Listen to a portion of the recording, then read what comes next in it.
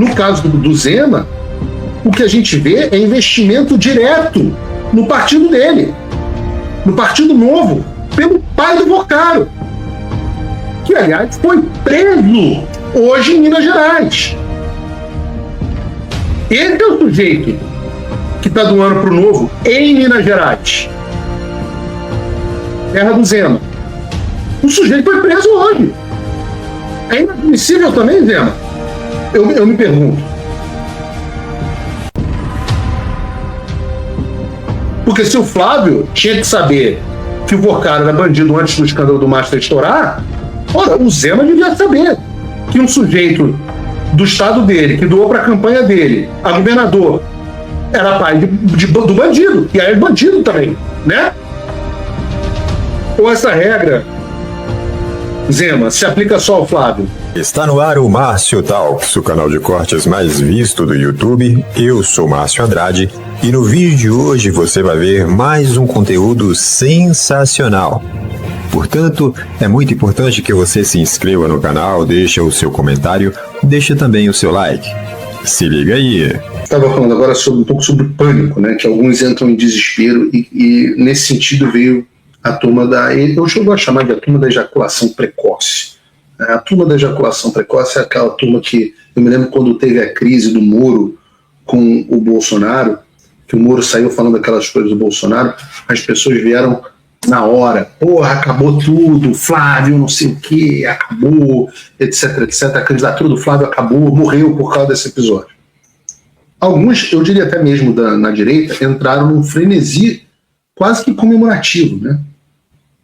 Vocês repararam isso? Vocês viram os tweets? Vocês viram quem é quem? Vocês viram as pessoas que comemoravam um frenesi comemorativo? Você vê que as pessoas estavam claramente empolgadas com algo que prejudicou a candidatura do sujeito que pode tirar o Lula do poder, que liderava as pesquisas, lidera ainda as pesquisas até que venham novas. Houve também aqueles que davam as declarações à imprensa de que a candidatura do Flávio de fato ia acabar. Teve gente postando foto do Tarcísio se alongando. Eu já expliquei que o Tarcísio não pode ser candidato.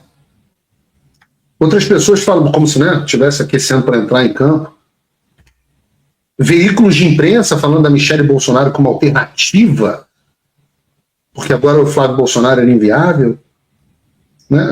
Gente falando que essa situação abria uma... Não, bolsonaristas dizem. Outra. Não, essa situação abre uma avenida esburacada para Michelle. Ora, eu vou dizer a vocês, eu falei aqui, como eu tinha em confidência, que dizer que eu conversei com o Flávio. Obviamente conversei muito com as pessoas da campanha. E eu vou dizer para vocês de forma categórica. Há zero chance do Flávio sair da disputa. Zero chance. Essa é a posição do... Na verdade, é impressionante até o grau de tranquilidade na qual está o Flávio. As pessoas me perguntam, Flávio está tranquilo. Aliás, ele ouviu do próprio pai, algumas horas depois da reportagem da Intercept, que ele devia ficar firme. E também que a Michelle não ia ser candidata. Mas vem os abutres. Né? Óbvio que vem os abutres. Aqueles que até hoje não se conformam com a candidatura do Flávio. Outro abutre que se manifestou, até para minha surpresa, foi o Romeu Zema.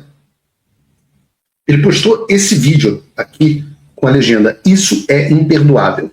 Bota aí. O Bolsonaro, ouvir você cobrando dinheiro do Vocaro é imperdoável. É um tapa na cara dos brasileiros de bem.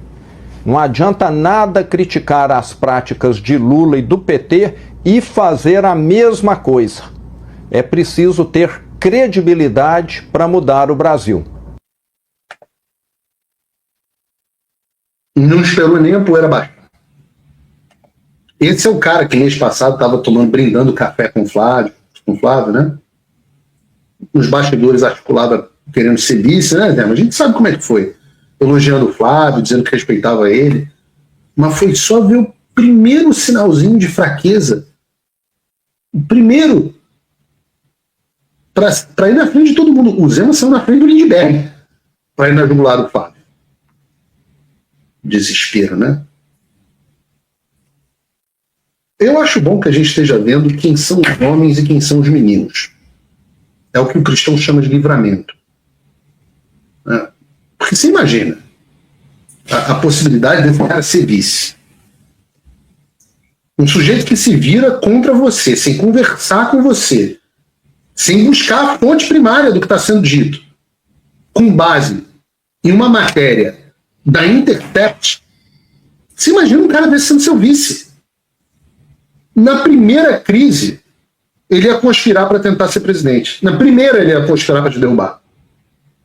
E, porra, eu até cogitei, cara, o Zema como uma oportunidade de vice da minha preferência.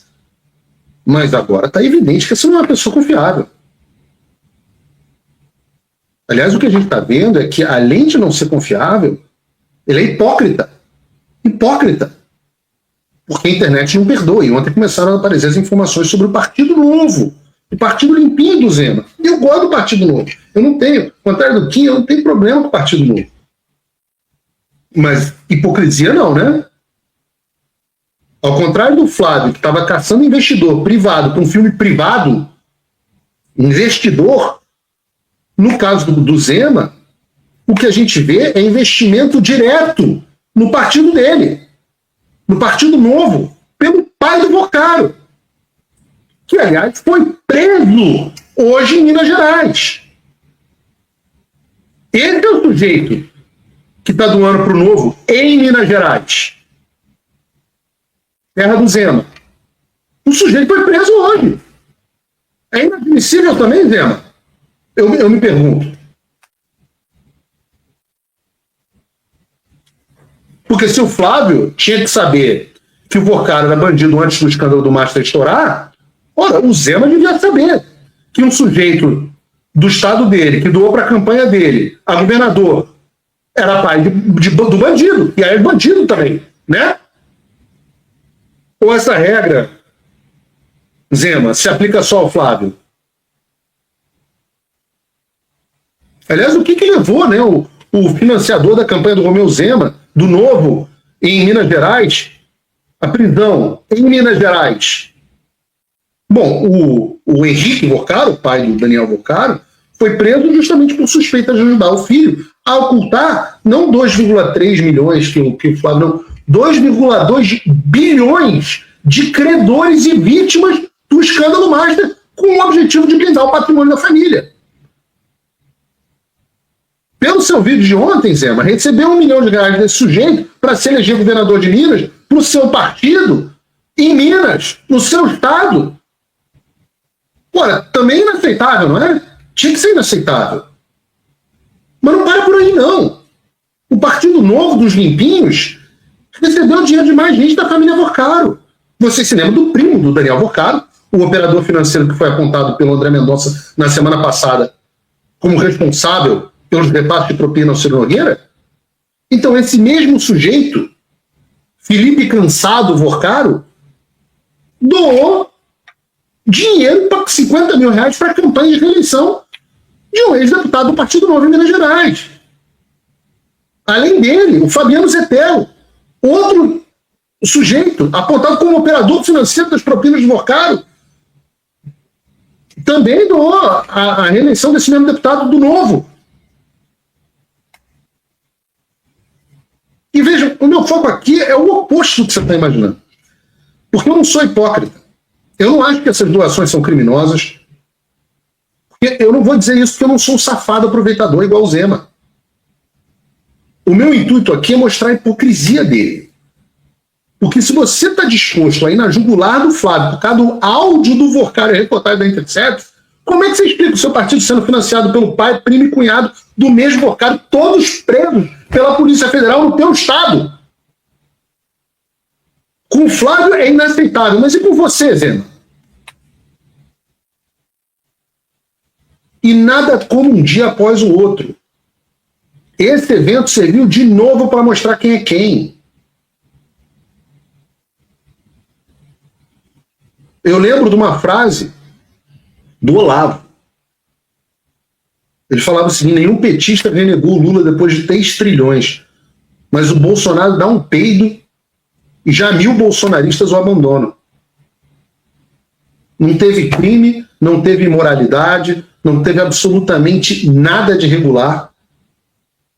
E antes de saber o que está acontecendo, foi fim da campanha, substituto, Zema querendo girar a faca e ficar com os espólios. Eu diria a vocês, nada como um dia depois do outro. Nada como um dia depois do outro. Já passamos por isso antes. Eu me lembro das pessoas, eu volto a dizer, me lembro de quando o Sérgio Moro falou aquele bando de mentira, que se provaram mentiras, e as pessoas, como dizem o Olavo, abandonaram o Bolsonaro. Agora a mesma coisa. E a pessoa acha, meu Deus do céu, eu não tenho nenhum problema com quem quer entender. Eu acho que isso é um problema de comunicação sério. Eu acho que a gente está falando de coisas que dão trabalho de explicar. Eu acho que o trabalho feito até agora para a explicação foi péssimo. Tudo isso é legítimo. Você, em casa, tem o direito de estar se sentindo traído e de querer explicações a esse respeito. Está tudo certo. Agora, o frenesi, a substituição, a torcida, não, isso não dá. Isso não dá. Isso não dá. Felizmente, aqui, segundo a nossa enquete, 88%, impressionantes 88% da nossa audiência, não mudaram o voto por causa do Intercept. E eu diria que, se for aqui, você pode votar na enquete, ainda dá tempo, mas eu diria que, no final das contas, mais de quase 6.000 votos, né? Mas eu diria que boa parte dessas pessoas, até porque hoje a gente está com uma audiência realmente impressionante, eu diria que... Eu fiquei até impressionado, porque eu fui ver hoje o Oeste Sem Fio, estava com 15.000 pessoas assistindo. Caramba, é menos gente do que a gente está tendo aqui no Paulo Figueiredo Show, num horário bem pior, e eles tinham 5, 10 vezes a nossa audiência. Alguma coisa está acontecendo, né? Talvez esse negócio, talvez, enfim, uma reflexão para ser feita.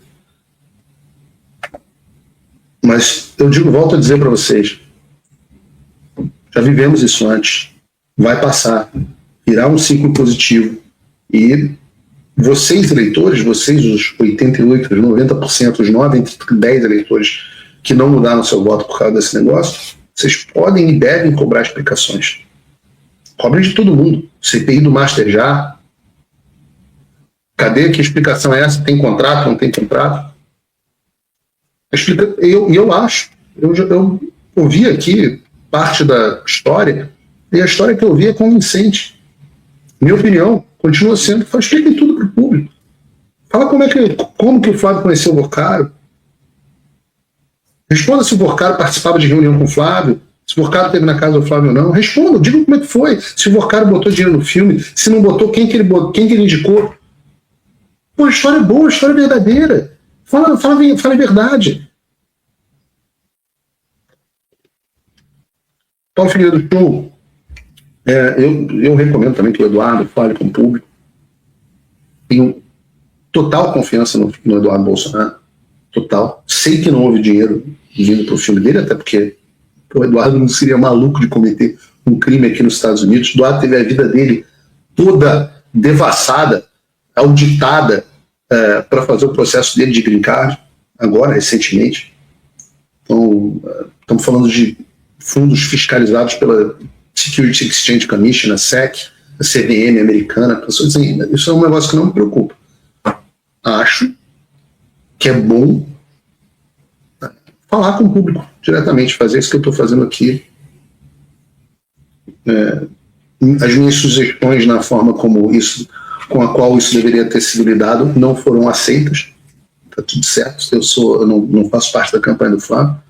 Sou só um amigo que acha que essa aqui é a melhor forma de lidar com as coisas.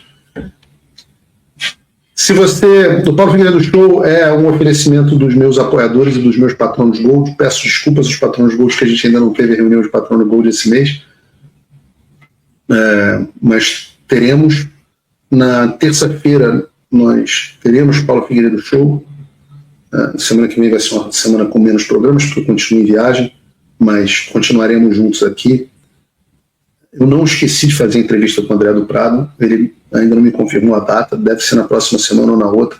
Vamos fazer, é que esse assunto passou a ser secundário, Tem muita coisa acontecendo, tem coisas boas vindo por aí. E a pergunta que não quer calar é a seguinte: será que o Vorcaro vai delatar, vai falar, vai abrir o bico com relação aos ministros do STF, com relação a alguém lá do STF?